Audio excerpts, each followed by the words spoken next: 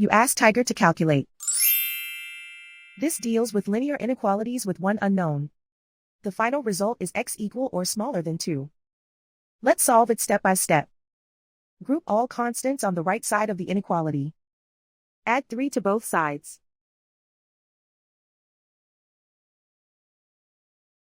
Simplify the arithmetic.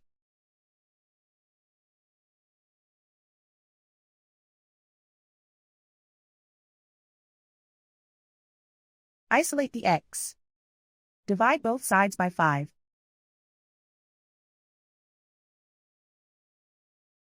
Simplify the fraction.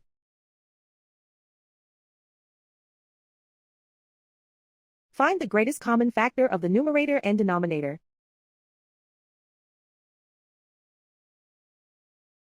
Factor out and cancel the greatest common factor.